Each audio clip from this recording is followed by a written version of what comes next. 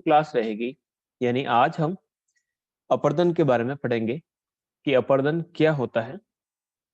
अपरदन और अपक्षय दोनों ही एक्सोजेनेटिक फोर्स है, यानी ये वे बल है जो धरातल पर या धरातल को समतल बनाने का कार्य करता है। यानी इंडोजेनेटिक फोर्स के ठीक विपरीत ये बल धरातल पर समतल बनाते हैं, और जो इंडोजेनेटिक जो बल होते हैं वो धरातल को असमतल बनाते हैं। बढ़ते हैं आगे। इरोजन क्या होता है, किस प्रकार से होता है, कौन कौन सी प्रक्रियाओं के माध्यम से होता है। सबसे पहले हम बात करते हैं कि इरोजन क्या है, या इरोजन वर्ड जो है कहाँ से निकला है। तो सबसे पहले हम बात करते हैं कि इरोजन जो वर्ड है लैटिन वर्ड है इरोडेयर, उससे बना है। और इस इरोडेयर का जो अर्थ है वो होता है घिसना या कुतरना। यानी जो ओरिजिनली जो वर्ड है वह है इरोडेयर, और इरोडेयर वर्ड से ये वर्ड इरोजन बना है, जिसे हम अपरदन कहते हैं। ये एक गतिशील प्रक्रिया है। देखिएगा, जैसे कि हमने इससे पहले जो अपक्षय पढ़ा था, उस अपक्षय में एक बात को हमने काफी इंपॉर्टेंट तरीके से रखा था कि जो वेदरिंग है वो स्टैटिक होता है, यानी जिस स्थान पर घटित होना है वही घटित होगा, डायनामिक नहीं होता है। लेकिन जो अपरदन की जो प्रक्रिया है वो एक डायनामिक प्रोसेस है। उस डायनामिक प्रोसेस के अंतर्गत यानी मूवमेंट होती है, एक स्थान पर घटित न होकर ये मूवमेंट करती है, एक गतिशील प्रक्रिया है। इसके बाद बात करता है हिमानी यानी ग्लेशियर्स, भूमिगत जल यानी अंडरग्राउंड वाटर, लहरें यानी वेव्स, एयर या विंड, नदियां रिवर्स, ये एजेंट्स है जो इरोजन का कार्य करती हैं। यानी हिमानी द्वारा, भूमिगत जल द्वारा, लहरों द्वारा, वायु द्वारा तथा नदियों द्वारा यह प्रक्रिया घटित होती है। अब ये क्या करते हैं, ये चट्टानों को घिसती है तथा काटती है। पहले घिसती है, अब घिसती किस प्रकार से है कि जैसे कि वाटर अगर किसी जमीन पर फ्लो कर रहा है तो वो जब फ्लो करेगा तो वो अपने फोर्स के साथ उसके नीचे की जो बेस रॉक है, जो आधार चट्टान है, उस चट्टान को क्या करेगी, वो घिसेगी, घिसती रहेगी और उसे काटती रहेगी। घिसती काटती हुई जो टुकड़े कट जाएंगे उनको वो स्थानांतरित करेगी, उनको वो डिस्प्लेस करेगी, यानी कहीं एक स्थान से दूसरे स्थान पर ले जाकर उसे लास्ट में जाकर क्या करेगी, डिपोजिट करेगी। तो हम इस प्रकार से कह सकते हैं कि अपरदन क्या है।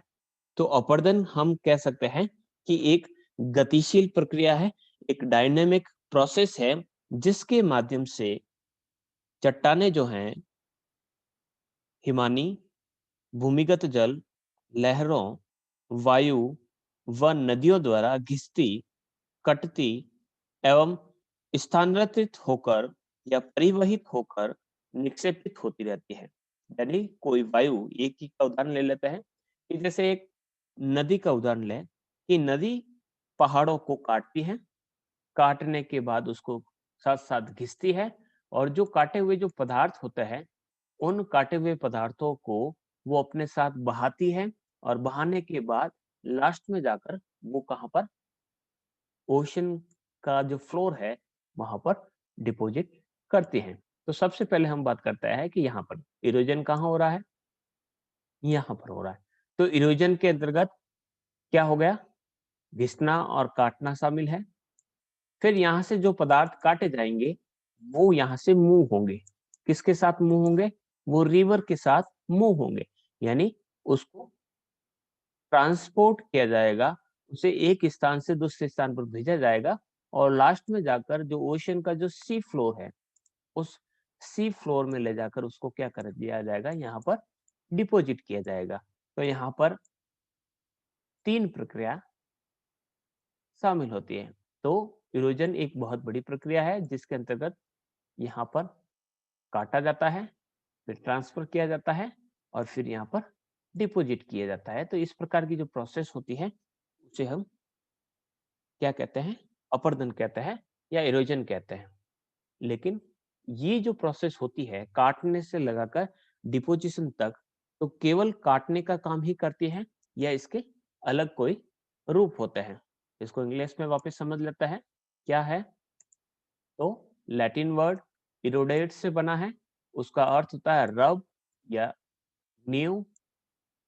ये एक डायनामिक प्रोसेस है जिसमें हिमानी यानी glacier, underground water, waves, air and reverse चट्टानों को क्या करती है? वियर करती है या कट करती है। फिर ट्रांसफर्ड करके या ट्रांसपोर्टेड करने के बाद फाइनली उसको डिपॉजिट कर लेती है। तो ये जो प्रोसेस होती है उस प्रोसेस को हम क्या कहते हैं? इरोजन या अपरदन के नाम से जानते हैं। यहां तक समझ में आया होगा। आगे हम बढ़ते हैं कि इसके विविध रूप या मेथड को देखते हैं कि ये जो काटने का जो कार्य होता है वो किस प्रकार से होता है। क्या वाटर केवल काटने का काम करता है? जैसे कि चित्र तो आपको दिख रहा है, तो चित्र में जैसा कि आप देख रहे हैं, यहाँ पर रस्ट दिख रहा है, आपको जंग नजर आ रहा है। तो ये जंग लगने का कार्य किस प्रकार से होता है? तो सबसे पहला आता है अपघर्षण या कोरोजन। अब अपघर्षण जिसे एब्रेशन या कोरोजन कहा जाता है। तो एब्रेशन की जो प्रोसेस है वो किस प्रकार से घटित होती है? तो जब अपरदन के कारक यानी इरोजन के जो एजेंट्स हैं, अब इरोजन के एजेंट्स कौन-कौन से हैं? तो हमारी नदी, हमारी हिमनद जिसे हम ग्लेशियर कहते हैं, विंड यानी पवन, महासागरीय तरंगे यानी ओशनिक जो वेव्स होती है, वो क्या करती है? चट्टानी मलबे को यानी जो डेब्रिस है, जो रॉक्स का कचरा है या जो चूर्ण है, उसको वो बहाकर लेके जाते हैं। नदी अपने साथ चट्टान के छोटे-छोटे टुकड़ों को साथ बहाकर लेके जाते हैं। तो वे क्या करते हैं कि जिस जगह पर वो बहते हैं, तो बहते समय वो क्या करते हैं कि धरातल पर जो चट्टानें हैं, उस धरातल की चट्टानों को भी वो अपने साथ घिसते जाते हैं। अब घिसते किस प्रकार से जाते हैं कि मान लीजिए ये हमारा बेस है जहाँ पर रिवर फ्लो कर रही है। अब जब रिवर इसके ऊपर फ्लो कर रही है, तो वो रिवर क्या करेगी कि इसकी जो बेस रॉक है, जैसे कि मान लीजिए ये रिवर है और ये है इसकी बेस रॉक। अब बेस रॉक पर जब रिवर फ्लो करेगी या बहेगी, मान लीजिए ये इस प्रकार से यहाँ से मूव कर रही है। तो जब मूव कर रही है तो उसके साथ बहुत सारे कचरे, यानी उसके अंदर आप देखेंगे, यहाँ पर आप छोटे-छोटे से जो टुकड़े इसके साथ बह रहे हैं। अब वो अकेले तो बहेंगे नहीं, वो क्या करेंगे, जो बेस रॉक है, उस बेस रॉक में से वो क्या करेंगे, कई चीज़ों को अपने साथ बहाएँगे। उसको काटेंगे और काटते हुए अपने साथ घिसते हुए चलेंगे। तो ये जो बेस रॉक है, वो यहाँ से नीचे से घिसती जाएगी, उसमें गड्ढे हो जाएँगे। तो इस प्रकार की जो गड्ढे होने की जो प्रक्रिया है, उसे हम क्या कहते हैं, अपघर्षण कहते हैं। इसी प्रकार से यहाँ पर भी देखिएगा कि लोहे के संपर्क में आने के बाद इसका कोरोजन हो गया। अब कोरोजन जो है, वो किस प्रकार से हुआ कि यहाँ पर आपके जो कोरोजन को हम 2 जगह पर देखेंगे, तो कोरोजन एंड कोरोजेन ये फ़र्क है इसमें। ये मैंने यहाँ पर कोरोजन का उदाहरण दे लिया। ये है, कोरोजन का उदाहरण है, ये अलग होता है। इसको मैं बाद में समझाऊँगा आपको। जंग लगने की प्रक्रिया ये इसको हिंदी में कहते हैं संक्षारण। ये जो चित्र है, ये है आपके संक्षारण का, ठीक है? फ़र्क का कोरोजन का है, ये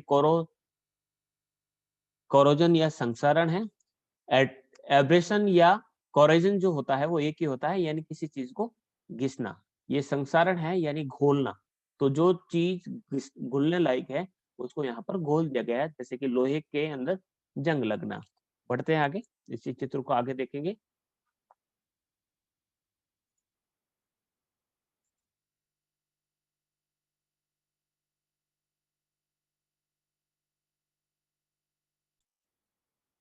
ठीक है, आगे बढ़ते हैं। दूसरा है सन्निकर्षण। ठीक है, सन्निकर्षण या इसे हम कहेंगे एट्रिशन। अब सन्निकर्षण या एट्रिशन क्या होता है, तो इसको समझना बिल्कुल आसान है कि जब पानी जब बह रहा है, तो पानी जब बहता है तो उसके साथ जो चट्टान के टुकड़े भी बह रहे हैं। इसको मैं इस चित्र के माध्यम से आपको समझाना चाहूंगा कि जैसे कि मैं कहूँ कि एक नदी के अंदर बहुत सारे ये नदी फ्लो कर रही है और ये चट्टान का टुकड़ा या जो रॉक्स के छोटे-छोटे से जो चिप्स है वो बह रहे हैं। जब ये टुकड़े बहेंगे तो ये वाटर के साथ इस प्रकार से इस दिशा में फ्लो होंगे। तो वो केवल न केवल पानी के साथ बहेंगे। तो पानी के साथ जब वो बहेंगे तो नीचे जो बेस रॉक है उसको भी काटेंगे तथा ये जो दोनों टुकड़े हैं वो क्या करेंगे आपस में भी टकराएंगे। जब दो टुकड़े या दो से अधिक टुकड़े पानी के अंदर इस प्रकार से अपने एक दूसरे से टकराते हैं तो उस टकराने की जो प्रक्रिया होती है उसे कहा जाता है सन्निघर्षण या एट्रिशन। ठीक है, यानी ये पानी के साथ भी हो सकता है, ये हवा के साथ भी हो सकता है और समुद्र की लहरों के साथ भी हो सकता है। वापस मैं बता रहा हूँ कि जब किसी बहती हवा के साथ कुछ चट्टान के टुकड़े या फिर कुछ रेत के टुकड़े आपस में टकरा कर जब बिखरते हैं, क्योंकि वो जब आपस में टकराएंगे तो टकराने के बाद वो बिखर जाएंगे, उनका आकार रगड़ कर छोटा होगा। तो जब वो उनकी जो रगड़ाहट होती है या फिर वो आपस में जो टकराने की जो प्रक्रिया होती है उससे हम सन्निघर्षण या एट्रिशन के नाम से जानते हैं। तो दो क्लियर हो गए होंगे आपके। अपघर्षण का क्या हो गया कि वो चट्टान के टुकड़े हैं वो किसी जो बेस रॉक है या जो आधार जो चट्टान है या जो साइड के किनारे हैं उस पर वो प्रहार कर रहे हैं, उसको काट रहे हैं, उसको घिस रहे हैं, तब तो कहलाएगा एब्रेशन। या फिर दूसरी जो प्रक्रिया है वो हो जाएगी सन्निकर्षण, जिसमें वो टुकड़े आपस में ही टकरा रहे हैं। तो आपस में ही जो टकराने की जो प्रक्रिया होती है उसे हम कहते हैं सन्निकर्षण। फिर है जल दाब क्रिया, हाइड्रोलिक एक्शन। अब हाइड्रोलिक एक्शन क्या होगी उसको हम समझते हैं कि जब नदी के पानी में भारी दबाव से भारी दबाव से चट्टानों के अपरदन की क्रिया जो होती है उससे जो अपरदन होता है उसे हम जल दाब क्रिया कहते हैं। यानी इस क्रिया में केवल और केवल जल का ही काम होता है। यानी बिना पत्थर या विभिन्न जो चट्टान के टुकड़े हैं उनकी सहायता के बगैर पानी अपने दबाव से, अपने प्रेशर से जो चट्टान के जो कमजोर भाग है उसको वह अलग करता है। तो उसे हम कहते हैं हाइड्रोलिक एक्शन। इसको मैं वीडियो स्टार्ट करके थोड़ा-सा समझाता हूँ आपको कि जैसे कि पानी जो है फ्लो कर रहा है, तो पानी का जो प्रेशर है, तो प्रेशर से वो क्या करेगा कि उस पानी के नीचे की जो बेस रॉक है, उसको दबाएगा। हाइड्रोलिक यानी उसको पानी को दबाएगा। तो उसमें पानी के अंदर बह रहे कंकरों का कोई योगदान नहीं है, ठीक है?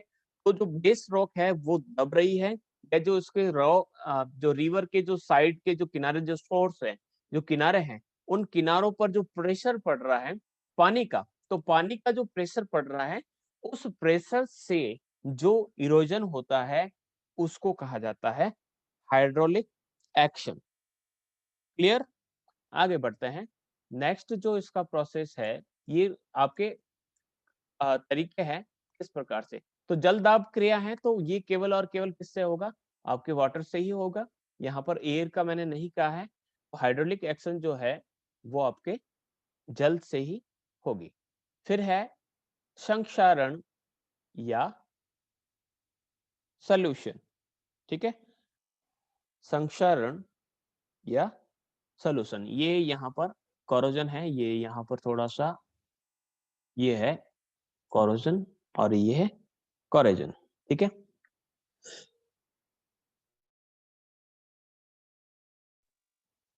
अब संक्षारण की प्रक्रिया क्या है?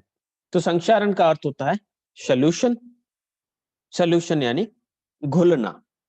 तो जल जब या जल की जो केमिकली जो एक्शन होती है, यानी पानी जो होता है वह ऑक्सीजन के साथ मिलकर क्या बनाएगा? ऑक्साइड बनाएगा।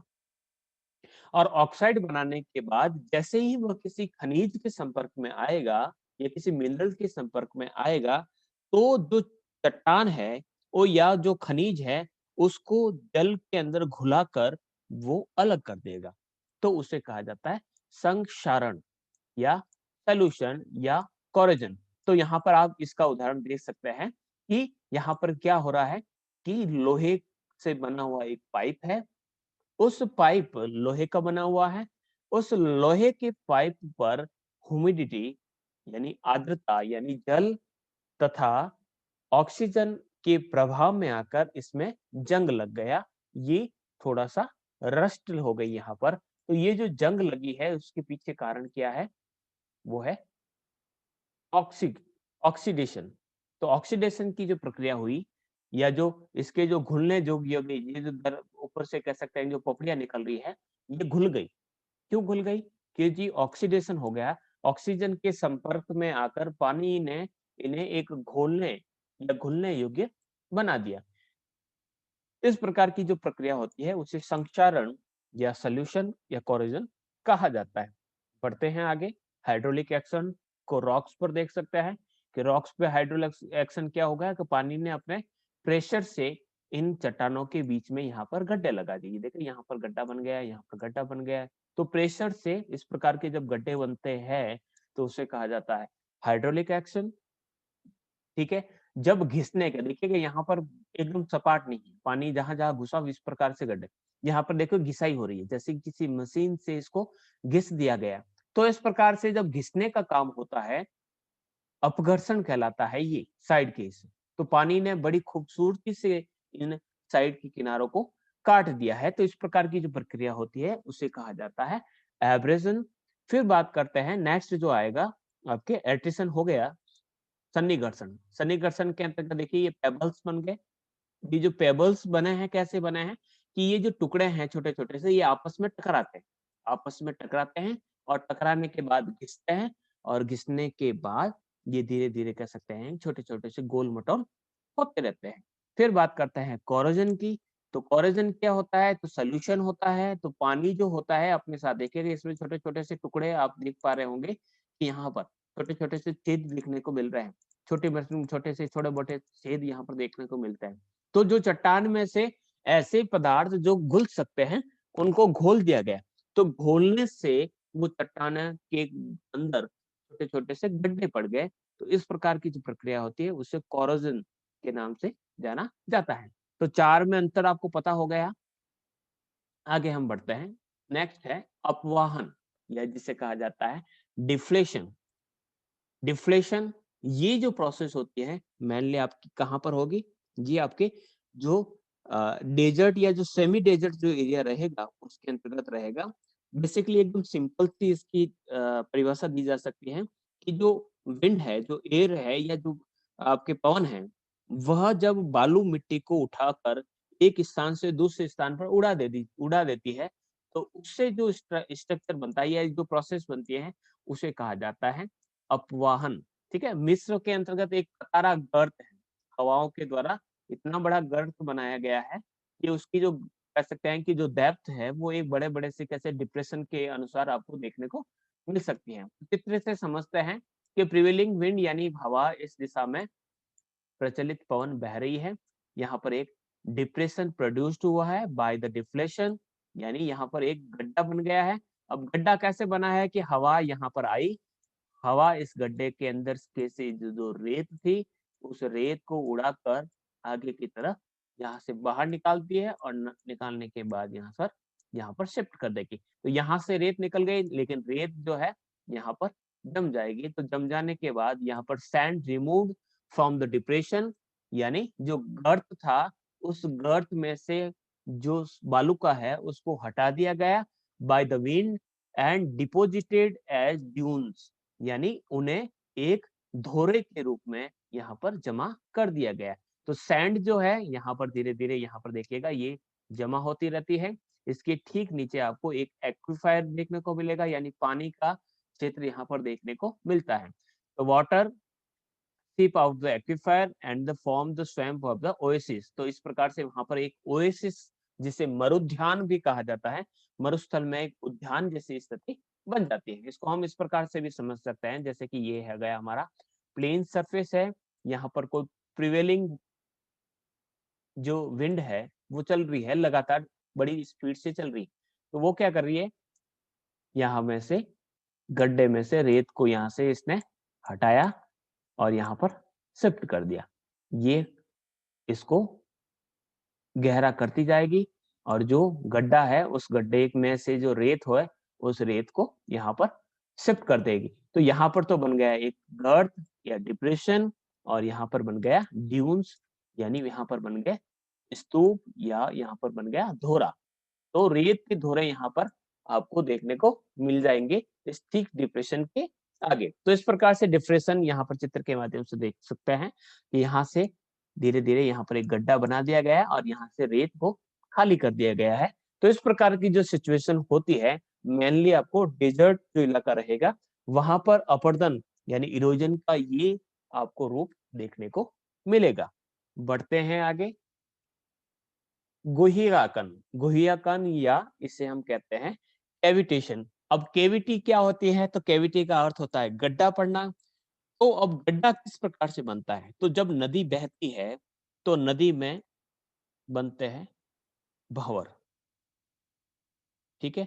अब वो भंवर क्या करते हैं कि वो जब पानी, जब इसको हम इस प्रकार से समझते हैं जैसे कि ये रिवर बह रही है और रिवर बहती हुई रिवर के साथ कह सकते हैं इसके अंदर भंवर बन जाता है, यानी गोल गोल गोल गोल देखिएगा पानी जो है घूमता हुआ अंदर पहुंच जाता है। तो यहाँ पर क्या बनेगा, एक गड्ढा बन जाएगा। तो यहाँ पर गड्ढा बनेगा और पानी जो है इसके अंदर घूमता हुआ इस प्रकार से रिवर के अंदर इस प्रकार से बहुत सारे गड्ढे जब बन जाते हैं तो उसे हम कहते हैं कैविटेशन। ये क्यों होता है, तो पानी के साथ जो कंकर बहते हैं वो गड्ढे के अंदर गोल गोल गोल गोल घूमते रहते हैं, और घूमने के बाद जैसे बर्मी होती है, जो लकड़ी के कारीगर होते हैं वो समझते होंगे, जो ड्रिलिंग मशीन होती है, तो ड्रिलिंग मशीन से जैसे छेद किया जाता है वैसे ही यहाँ पर पानी के ठीक नीचे इस प्रकार के छेद हो जाते हैं, तो उसे हम कैविटेशन के नाम से जानते हैं। तो रॉक्स जो है, रॉक्स के अंदर आपको इस प्रकार के छोटे-छोटे से छेद आपको देखने को मिलेंगे, और इस प्रकार की जो प्रोसेस होती है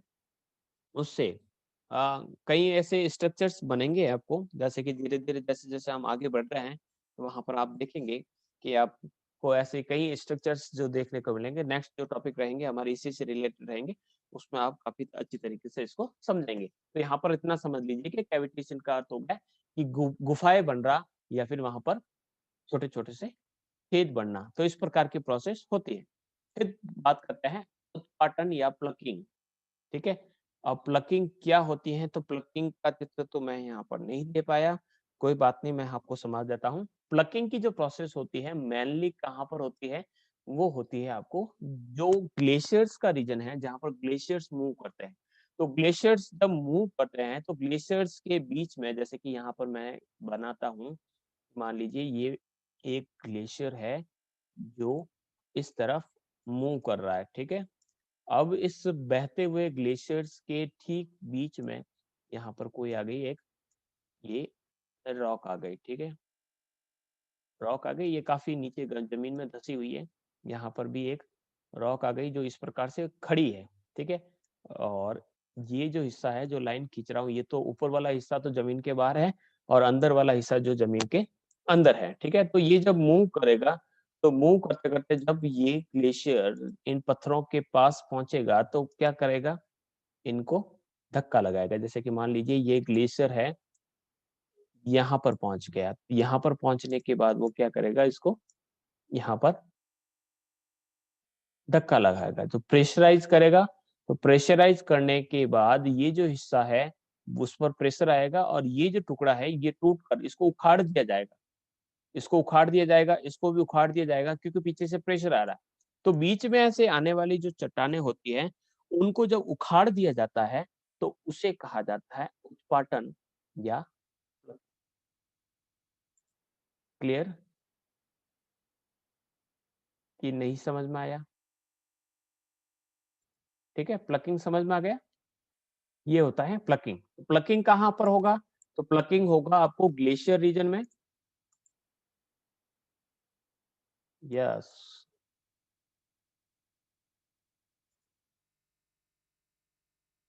नो, कोई बात नहीं, हम वापस समझते हैं। प्लकिंग क्या होता है? प्लकिंग को हम एक बार वापस समझाते हैं कि प्लकिंग क्या होता है। तो यहाँ पर आप जैसे कि ग्लेशियर की मूवमेंट को देखते रहे होंगे, तो हम वन बाय वन करके, जैसे कि ये ग्लेशियर जो है यहाँ से मूव कर रहा है, ठीक है, ग्लेशियर मूव कर रहा है, तो बीच में से कह सकते हैं कि कोई चट्टान के टुकड़े आ गए, ठीक है, तो चट्टान के जो टुकड़े हैं वो यहाँ से उखाड़ दिए गए, जैसे कि ग्लेशियर, ये पूरा का पूरा ग्लेशियर है, ठीक है। अब ग्लेशियर के बीच में यहाँ से इसका प्लकिंग हो चुका है, ठीक है, तो यहाँ से जो टुकड़े हैं वो धीरे धीरे यहाँ से क्या कर रहा है, वो काट रहा है और उखाड़ उखाड़ के क्या कर रहा है, उन टुकड़ों को अलग कर रहा है। तो इस प्रकार की जो अलग करने की जो प्रोसेस होती है उसे कहा जाता है प्लकिंग। और प्लकिंग किस प्रकार से हो रहा है, देखिएगा यहाँ पर, देखिएगा प्लकिंग, यहाँ पर प्लकिंग हो रहा है, तो ग्लेशियर जो है वो यहाँ पर फ्लो कर रहा है, तो एक्सटेंडिंग फ्लो हो रहा है, यहाँ पर फ्लो हो रहा है। फ्लो जब होता है तो जो डेब्रिस है वो कह सकते हैं यहाँ पर वॉल से अलग हो रहा है, लेकिन बीच में से जैसे कि यहाँ पर कोई गड्ढा आ गया, तो गड्ढे में ऐसे कह सकते हैं कि जब ग्लेशियर अंदर जाएगा और गड्ढे का ठीक ऊपर वाला हिस्सा, ये यहाँ पर जो हिस्सा है, वहां से क्या होगा, उखेड़ने का काम होगा। जब उखाड़ने का काम होता है यानी बीच में जो रॉक्स आ रही है, उन रॉक्स को वहां पर उखाड़ दिया जाता है। तो उखाड़ने की जो प्रक्रिया होती है उसे कहा जाता है प्लकिंग। और प्लकिंग में से जो उखाड़े हुए पदार्थ जो होंगे, आगे जाकर डेब्रिस के रूप में, जिसे मोरेन कहा जाता है, ठीक है, तो मोरेन के रूप में आगे डिपोजिट कर दिए जाएंगे। तो जो लास्ट जो होगा, जैसे कि जिसे आउटवॉश प्लेन कहा जाता है, उसमें ये सारे के सारे जो डिपोजिट है, जो प्लकिंग किए हुए जो पदार्थ है, वो यहाँ पर क्या होंगे, डिपोजिट होंगे। तो प्लकिंग क्या है? तो प्लकिंग एक प्रोसेस है जिसमें से वो बीच में, जैसे कि कोई जेसीबी है और जेसीबी क्या कर रही है कि एकदम प्लेन कर रही है, जब वो चल रही है तो बीच में से कोई पदार्थ जब आ रहे हैं तो उसको उखाड़ रहे हैं। देखिएगा जैसे कि ये चल रहा है, ठीक है, बीच में से कोई आ रहा है, बीच में से जेसीबी जा रही है तो वो क्या करेगी, बीच में से आएगी तो पदार्थ उसको क्या करेगी, उखाड़ेगी। तो बीच में रास्ते में कोई भी जो पदार्थ आ रहे हैं उनको जब उखाड़ा जाता है, ठीक है, तो उसको कहा जाता है प्लकिंग। प्लकिंग का अर्थ होता है उखाड़ना या खींचना। तो इस प्रकार की जो प्रोसेस होती है, उसे हम उत्पाटन के नाम से जानते हैं।